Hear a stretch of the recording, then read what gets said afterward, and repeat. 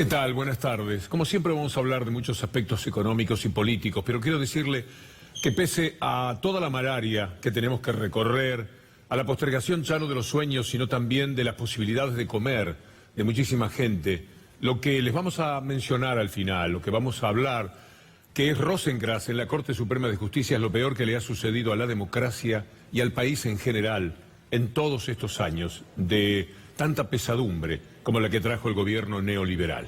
Pero eso será al final, porque antes queremos recorrer con ustedes todas estas marchas de la bronca, tanto dolor, en tantas calles de Buenos Aires y de la República Argentina, 1000 ollas populares a lo largo del país, mostrando las dificultades que hay para comer. La gente ha ido hacia el Obelisco, hacia la Avenida de Mayo y a muchos otros lugares de Buenos Aires y de la Argentina. Son organizaciones sociales, sindicales, políticas, que están reclamando la emergencia alimentaria. Es decir, que por ejemplo, al conurbano Buenos Aires vaya el triple de comida que se está aportando para poder llevar a cabo los comedores escolares. El triple, porque en esa magnitud han crecido las necesidades de la gente. Ya no van los chicos solamente a comer, van las familias, van los abuelos. Ya no se puede resistir, francamente, lo que se da en la provincia de Buenos Aires. Y también se escucharon las protestas contra el Fondo Monetario Internacional. Todo lo que hace este gobierno paralizado es llamar al Fondo Monetario Internacional. Y ahí viene el fondo a revisar las cuentas, a decirles qué es lo que tienen que hacer y observar de cerca si van a firmar o no el presupuesto. El doloroso presupuesto que da la impresión muchos están a punto de aceptar. Están los que seguramente dirán que no. Y siempre tenga presente, todos los que no voten este maldito presupuesto son los que están a favor del pueblo. Y todos los que voten a favor del presupuesto son los que están en contra. Para ir entendiéndonos en términos políticos, que el gobierno tiene enormes limitaciones para comprender al pueblo, eso ya se sabe. Pero que también los sectores de la oposición recorran ese camino da mucha vergüenza y provoca enorme dolor. Ahí están los senadores, los gobernadores, que serán los que instruyan también a los senadores, etcétera, a la hora de votar. Todos los que no voten el presupuesto tendrán que ser tenidos en cuenta como aquellos que han respetado al pueblo en su reclamo de que no sea el Fondo Monetario Internacional. Nadie votó a Christine Lagarde. Nadie pensó que iba a ser el Fondo Monetario Internacional el que frente a la ineptitud de Macri, de Duhovne y de todos ellos se iba a hacer cargo de nosotros, porque el Fondo Monetario Internacional no es bueno. Lo podrán presentar de mil maneras, pero de la única forma en que no pueden hablar de eso es de que sean generosos con nadie, en ninguna parte del mundo. Por donde pasan ellos es lo mismo que aquel personaje bárbaro de la historia, Átila. Es exactamente lo mismo, por donde pasa el Fondo Monetario Internacional. Las consecuencias son así de devastadoras. En Moreno hay vigilia. Siguen pidiendo, reclamando de la gobernadora María Eugenia Vidal un poco de sentido de justicia. Y sobre todo que aparezca, que dé la cara, otra vez la vigilia. Por Sandra, por Rubén, otra vez Moreno, dando en medio de una cierta indiferencia periodística, usted lo está viendo en C5N por suerte, cuenta de todo lo que se padece cuando, además del dolor, uno no encuentra ni siquiera la reparación de la justicia. Por eso es que nos llama la atención, aunque duela, verlo a Macri huyendo poco menos, desapareciendo de la escena, metiéndose en un auto cuando le gritan cosas en Florencio Varela. Lo ideal sería que Macri se ponga de frente a su gente, le diga qué pasa y trate de dar explicaciones, como cuando salían de timbreos. No salían de timbreos y la gente los enfrentaba y Macri decía, ¿puedo pasar al baño porque era gauchito? Bueno, ¿por qué no es tan gauchito ahora? Mire lo que pasó hoy en Florencio Varela. A veces estás en uno de los barrios más pobres de Florencio Varela, ¿no? Que venís a refugiar aquí, allá estamos todos cagados de hambre. Traidor.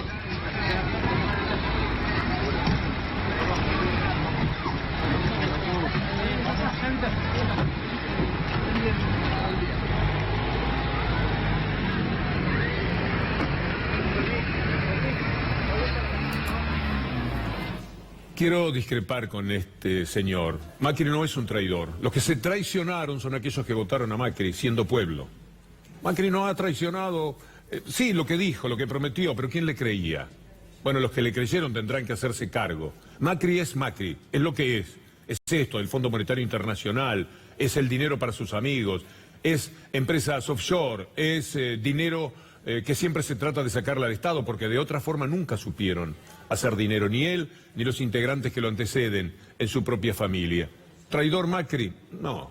La gente se traicionó, el pueblo se dio un balazo en el pie, sino en el corazón, para decirlo de una manera más directa. Pero frente a este panorama de la provincia, María Eugenia Vidal trata de ponerse las pilas y ver qué puede hacer para que la situación no se le vaya totalmente de las manos, como da la impresión que ya ha sucedido. Refuerza medidas sociales después de los robos en los supermercados. ¿Por qué siempre llegan tarde? ¿Por qué la gente tiene que tratar de sacar algo para comer? Pero además, ese refuerzo merece rápidamente la refutación de una legisladora, Victoria Tolosa Paz, que mire lo que aclara sobre la ayuda que pretende dar María Eugenia Vidal. 15%, 933 pesos solo para los 9.000 jubilados del IPS, que hoy cobran 6.220. 67 a jefes del plan Más Vida y 47 por hijo. 21 pesos con 68 para cada almuerzo escolar. 13 pesos con 66 para cada desayuno. La provincia está en terapia intensiva y Vidal entrega aspirinas. Y no se puede discutir esto. Como también son aspirinas los 1.200 pesos del bono para quienes reciben la AUH. Hay quienes han sacado cuentas. El gobierno oficializó el pago del bono de septiembre en la AUH. Para cada persona que en cada familia recibe la AUH, estamos hablando para cada persona de 5 pesos por día. 5 pesos por día. Eso es un bono. Eso es humillar a la gente. Eso es no tener el mínimo respeto. Pero claro, no pueden sacar dinero de ningún lado. Si el Fondo Monetario Internacional es el que está sentado de este lado del mostrador y esos tan solo están para dar explicaciones, que los está enfermando a algunos de ellos. Mire lo que pasa en Mar del Plata.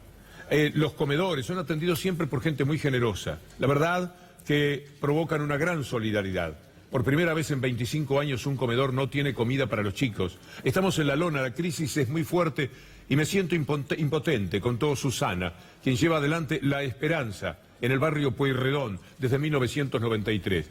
Escuchemos a Susana, porque la llamamos. Soy María Susana Núñez, de Comedor La Esperanza, 25 años de labor. Quisiéramos que tengamos la carne y que no la tenemos. Estamos necesitando muchas cosas. Todo lo que puedan colaborar, lo que sea, será bien recibido y bienvenido a la gente. Tenemos más chicos que antes, tenemos 50 niños en total. Ya ahora estamos por levantar 10 más porque la situación está crítica. La muy conservadora ciudad de Mar del Plata. A veces esto se explica porque dice que mucha gente de edad se va a vivir a Mar del Plata. Por supuesto que no son todos iguales, pero eso sería lo único que puede explicar que Arroyo, un hombre de una mediocridad que subleva, pero que además tiene un criterio bastante nazi de la vida, fue electo para llevar a cabo la ciudad. Y entonces ahora, frente al hambre y el costo del pan, sacó un comunicado, sacó un aviso para las carnicerías. ¿Lo podemos ver? 39 pesos el kilo. Muy bueno, mire, pan 39.50 el kilo, todos los días. Ahora mire la cifra, 20 kilogramos de pan francés.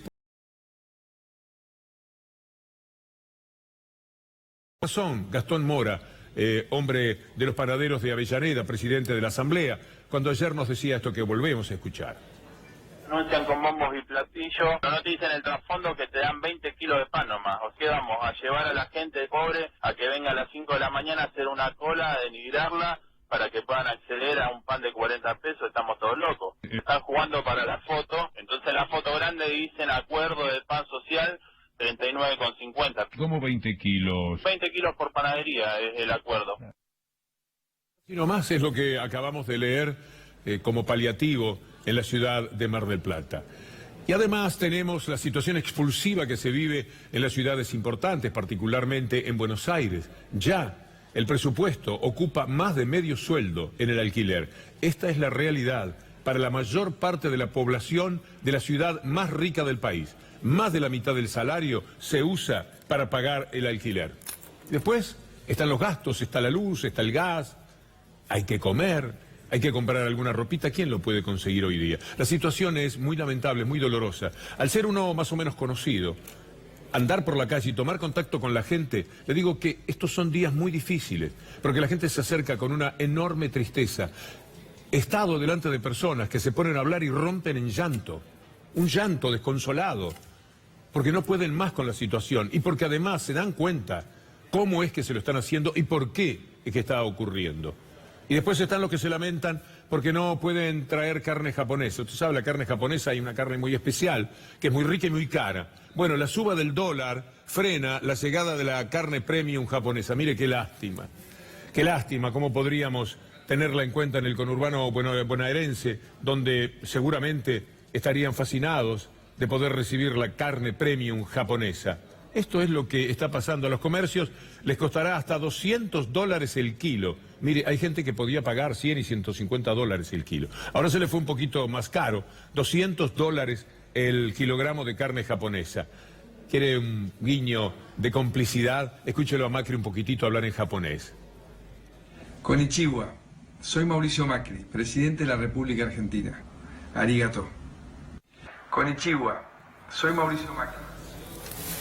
Pero lo que pasa es que si estamos pendientes de traer carne de Japón y bananas de donde sea y naranjas y frutas y todo lo que ya sabemos que se importa, estamos entrando en una situación que una gran película, inolvidable, seguramente la vio, de Fabián Bielinski, notable, desaparecido, creador cinematográfico. En Nueve Reinas había un pequeño diálogo. La película es del año 2000.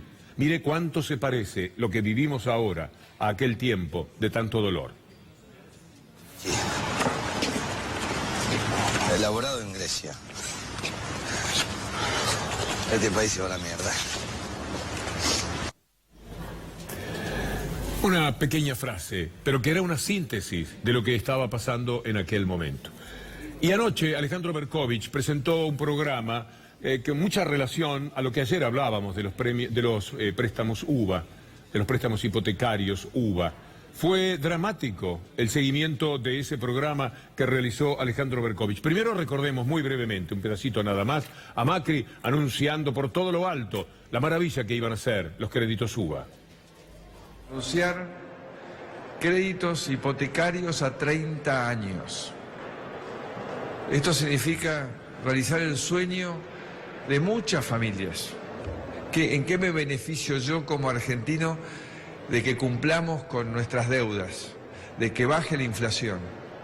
En esto, que baja la tasa de interés, que baja la inflación. Y eso se puede transformar en una oportunidad concreta de adquirir un crédito a 30 años y que cada vez que sigamos bajando la inflación, más baja va a ser la tasa de interés. La gente le creyó, seguramente, y no había advertencias de los riesgos que esto conllevaba. Así lo explicaban dos de las entrevistadas que anoche presentó Alejandro Berkovich. Que con una meta inflacionaria que se proyecta de más de un 40% y las paritarias que claramente no acompañan a este ritmo, es preocupante, porque no es que solamente hay que pagar el crédito, también hay que pagar los servicios, las expensas, los impuestos y todo lo que va aumentando. Y claramente en eso, con la devaluación que hay, es preocupante llegar a pagar el crédito. Nosotros queremos poder pagar nuestra casa. La preocupación nos llevó a autoconvocarnos y a levantar la voz para decir, necesitamos un salvavidas. Y mira, para que te des una idea, desde enero de este año hasta el día de hoy aumentó un 22.3% aproximadamente, en mi caso. La cuota. La cuota. Pero todavía no se llegó a lo peor, aún no. Berkovich presentó anoche un cuadro, varios, pero vamos a tomar el último, que es el más preocupante para todos, más de 150.000 familias, personas que han tomado el crédito. Estos créditos tenían una tasa del 3,5 en uvas al principio. Después empezaron a tener más tasa de interés porque los bancos empezaron a querer vender esos créditos. En ese caso, los que lo tomaron un poco después, con el 5,9%, ya arrancaban de una cuota mayor para esa misma propiedad. Arrancaban de 13 lucas en vez de 10 que podían pagar el alquiler. Pero fíjense a dónde terminaría la cuota el año que viene con el mismo escenario de 40 inflación y 40 inflación el año que viene. Terminarían 28.000 pesos frente a los 15.000 que valdría un alquiler ajustado moderadamente en ese 15% semestral.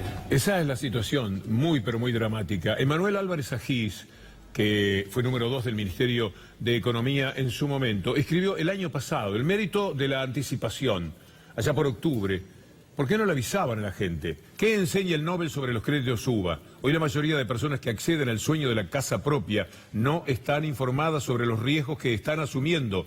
Es necesario que el Estado asuma su rol para que ese sueño no se transforme en una pesadilla. Una nota que ustedes pueden buscar, una nota de un enorme valor. La ventaja inicial de la cuota baja en los créditos UVA se disuelve porque el capital se va emparejando con la situación. La gente debe muchísimo más que cuando empezó y la cuota es cada vez más cara. El mercado hipotecario argentino se encuentra revolucionado por la aparición de la UVA, decía Álvarez Agis, un instrumento que permite que el capital del crédito se actualice por la inflación. Este hecho otorga a la UVA una ventaja respecto a los créditos tradicionales, pero muchas veces es erróneamente el único que los tomadores de crédito consideran a la hora de tomar una hipoteca, la cuota inicial. Y es tan cierto lo que decía en octubre pasado Álvarez Agis, bueno, tenemos algún dato más, pero quiero ir a lo de Berkovich anoche cuando, como si tomara nota de aquello que había puesto Álvarez Agis, les pregunta a sus entrevistadas. ¿A ustedes alguien les advirtió el riesgo que estaban corriendo? No, en ningún momento. En ningún momento se nos advirtió del riesgo. Lo que pasa es que nadie se imaginó esta devaluación que iba a haber, ni tampoco esta inflación que se proyecta para este año y para el año que viene. La promesa fue otra. Nosotros esperábamos un 15% de inflación, un 17%, no un 42%. Hoy, estas entrevistadas de Berkovich dijeron que iban a estar en el Congreso dando vueltas, tratando de hablar con diputados. Algo hay que hacer. Esto no puede quedar así. La gente ha sido engañada. Si esto prospera de la manera que tememos que suceda, estamos hablando de una gran estafa cometida por el Estado. Alguien se tiene que hacer cargo. Entonces, a quienes entraron con los préstamos UVA y ahora están viviendo una pesadilla, los que ya están dentro de eso y los que temen que les pueda suceder lo peor, de no poder seguir pagando la cuota, de perder lo invertido, de perderlo todo, le tienen que dar una solución. Son los diputados, si es posible los propios diputados del gobierno, los que tienen que ser los primeros en tomar este tema. Hay que hacer algo, porque esto está desarrollándose de una manera ya demasiado penosa. ¿Cómo penoso es lo que pasa en el mundo de la salud? Mire hoy el Hospital Posadas, allí estaba C5N, por cierto.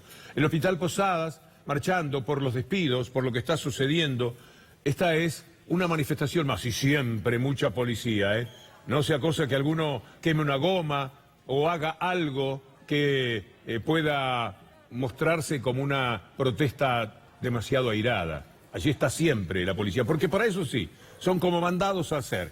Para reprimir no hay quien los iguale. Mire este tuit escrito por el colega Alan Lonchi del programa ADN. Echaron a cirujanos, pediátricos, cardiovasculares, psiquiatras y hemodinamistas del Hospital Posada. En total despidieron a 80 profesionales. El neoliberalismo es así. Nuestra colega Cintia García también aporta lo suyo sobre lo que está ocurriendo en el Hospital Posadas. ¿Y qué vamos a hacer? ¿Lo vamos a dejar solos con su marchita y con su bandera? El jefe de cirugía cardiovascular infantil, Christian Kreuzer, presentó su renuncia junto a todo su equipo en repudio a la nueva ola de despidos en ese centro médico. Es que de vez en cuando aparecen estos héroes cívicos, como el doctor Kreuzer, diciendo esto no puede ser, yo me voy con mi gente, no puedo permitir lo que están haciendo con los hospitales y con la salud en todos los sentidos. Pero le dije antes que hay algo mucho más mortificante que todo esto. Usted dirá, ¿pero cómo? Si hay hambre, si tenemos que ir a los comedores, si la salud ya no resiste análisis, si los préstamos UVA eran una verdadera trampa. ¿Qué puede ser peor que esto? Bueno, la continuidad y el hecho de que se vuelvan impunes frente a todo lo que están haciendo. Y esto es lo que han conseguido ahora, llevando a Rosenkrantz a la presidencia de la Corte Suprema de Justicia. El personaje es una vergüenza, y le vamos a mostrar por qué. La primera que se lo dijo en la cara es la senadora provincial María Teresa García. Íbamos caminando por un pasillo y una persona, lo vimos de lejos, lo increpó severamente. Cuando preguntamos si era Rosenkrantz, nos apersonamos y en particular le dije que no tenía vergüenza, que era un sinvergüenza, que en realidad había dictado un fallo sobre la sangre de los argentinos, los familiares y 40 años de lucha de este pueblo. No respondió, te dije que no era la situación más vergonzante de la que se tenía que hacer cargo sino de haber entrado a la Corte casi por la ventana con un decreto presidencial de Macri y que respondía a otros mandatos. Y guardó silencio durante los minutos que lo increpé. Un silencio sepulcral, de una mirada fría. Yo calculo que con sorpresa, no imaginaba que en ese ámbito iba a encontrar con alguien que le planteara estas cosas. Y además le dije que él iba a ser sujeto de un juicio político, que tarde o temprano lo iba a hacer. Que en verdad todos los argentinos estábamos pensando esto, ¿no? Si hubiese que firmar en algún lado, hago un surco en el papel de la energía con la que firmo lo que le dijo Teresa García a Rosenkrantz. Algo había insinuado también en un reportaje de C5N Cristina Fernández de Kirchner. El 2x1 significaba que hubiera represores en la calle, genocida. Entonces uno siente después que alguien dice, la verdad que estoy arrepentido de haberlo votado a Rosenkrantz y a Rosati. Ah, pero mira qué lindo, vos estás arrepentido de haberlo votado a Rosenkrantz y Rosati. ¿Y qué hacemos con tu arrepentimiento? Si tenemos el 2x1 y podemos tener a todos los represores en la calle. Alguien tiene que dar cuenta de todo esto. Sí, pero a veces parecería que no, que nadie se da cuenta, que nadie lo comprende de esa manera. El personaje Rosenkrantz muestra quién es en varios ejemplos que se pueden poner. Primero, haber aceptado ir por decreto a la Corte Suprema de Justicia. Si va a administrar justicia, ¿cómo puede hacerlo? Un hombre de las corporaciones, cuando discuten las corporaciones y el pueblo, ¿a favor de quién va a laudar? Cuando se discute de derechos humanos, ¿va a estar del lado de los que padecieron persecución, desaparecidos y muerte? ¿O va a estar del lado de los que mataron?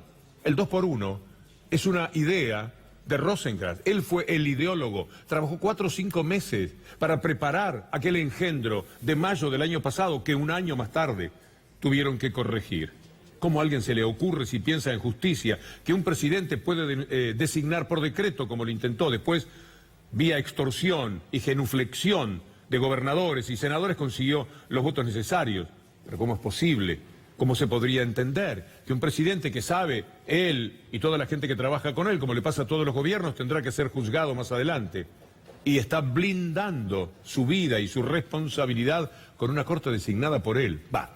Designada en realidad por Clarín, porque este hombre además participó, Rosenkrantz, participó en la ley de medios a favor de Clarín. Por supuesto, trabajaba a favor de la corporación que se ha quedado con todo en el país. Nunca había visto a una persona, en este caso un señor Mañeto, que pueda ponerle rueditas a un país y llevárselo a donde él quiera, porque lo está llevando a lo peor que uno pueda imaginar. Esta Corte Suprema de Justicia ya es superar todos los límites, ya es pasarle por encima a todo. Mire, hoy Macri, después se lo voy a contar, quiere ascender a Fraga, Andrés Fraga, un juez que fue el que lo liberó del tema Panama Paper.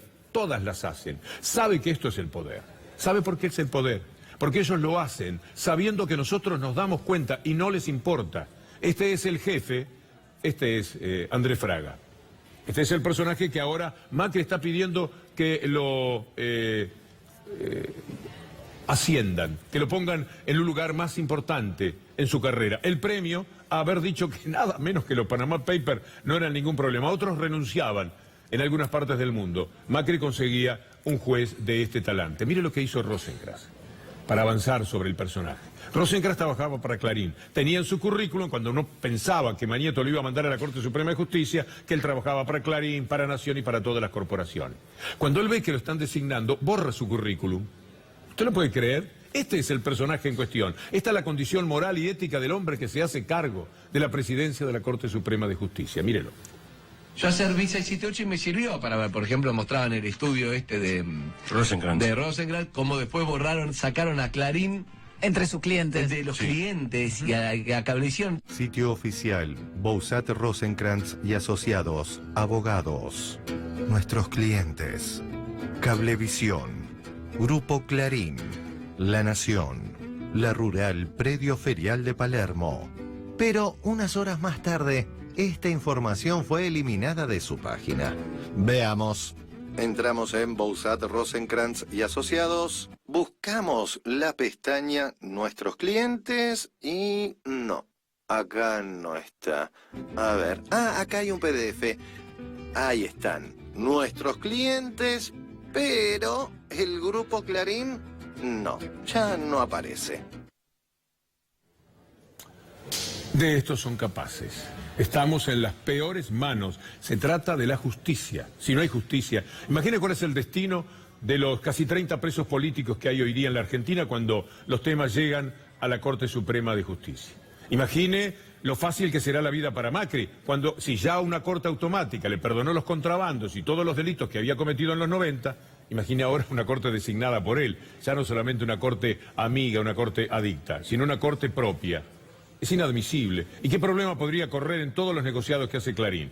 Ahora que, por ejemplo, va a ser denunciado seguramente por Telefónica internacionalmente y el país, usted tendrá que hacerse cargo de miles de millones de pesos que el país perderá por la protesta de Telefónica, por los negociados de Mañeto y de Macri. No corren ningún riesgo. Esto es muy fácil.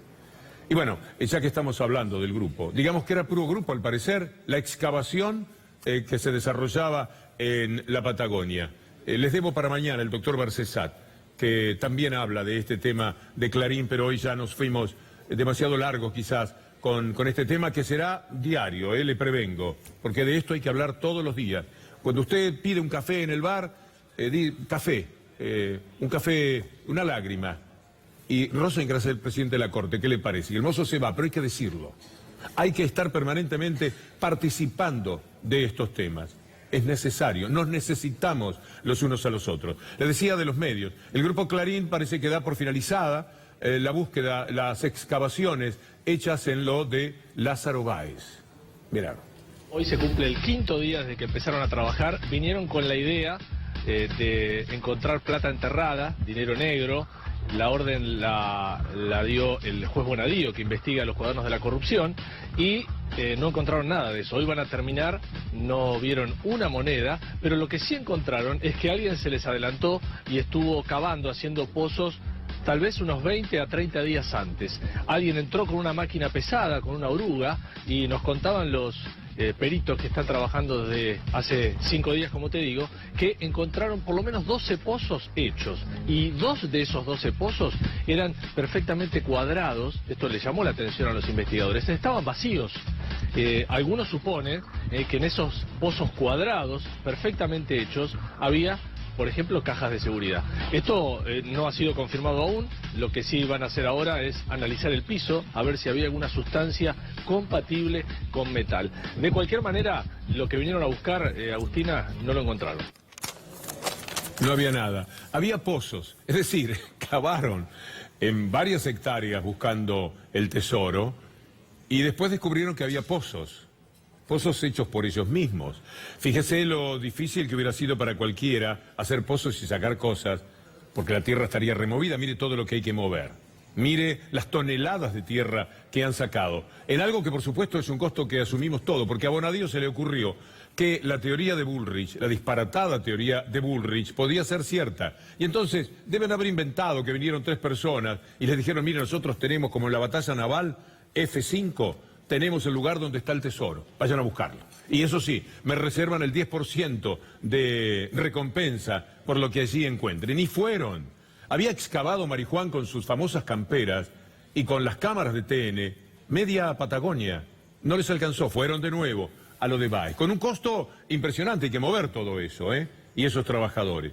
Báez quizás alguna vez pensó esconder dinero, pero ¿para qué esconderlo si lo podía poner en Suiza? Y además, si escondía el dinero, ¿cómo lo sacaba después? 10 metros, 15 metros bajo tierra. ¿Cuándo lo sacaba? ¿Y qué hacía con la gente que se enteraba de que él tenía un tesoro enterrado? Y que podía ir a buscarlo en cualquier noche, con una banda, con, qué sé yo, con 10 personas toman una estancia y cavan lo que quieren y se llevan el tesoro que tenía escondido. O lo cuentan en una noche de copas. ¿Sabes dónde está el tesoro de Báez? Yo te lo puedo decir, si yo lo escondí.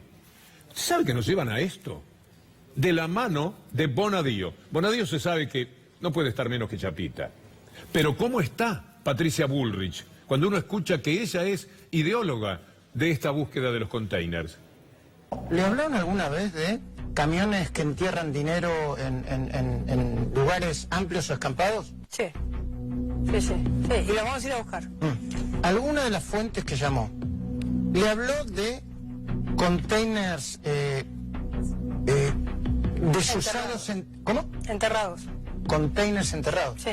Sí, hay información sobre, digamos, Cuando uno mira la serie de Pablo Emilio Escobar Gaviria, ¿no? El máximo narcotraficante de la historia mundial, se le pudría la plata de tanto que tenía. Cuando en el último tiempo estaba escapándose, iba a buscar la plata y estaba podrida, porque la enterraban, que hay mucho en cajas o que hay mucho que todavía lo podemos encontrar. Estamos convencidos. Bueno, diga que tenemos un primero en C5N en un minuto, si no daba para hablar un poco más. Tan solo quiero cerrar la columna de hoy hablando de la credibilidad de este periodismo. Mire usted este tuit que se corresponde con una nota importante escrita en inglés. Dice que el 82% de los argentinos creen que los medios mienten deliberadamente, comparado con un promedio del 60% de los encuestados en otros 27 países. Por lo menos nos damos cuenta por qué miente Clarín. La nota dice que, The Bubble, que la gente cree, los argentinos creen, que los medios frecuentemente mienten en forma deliberada. Y esto se corresponde con una nota que encontramos en Le Monde, que era una parte sustancial de la columna y que vamos a desarrollar mañana.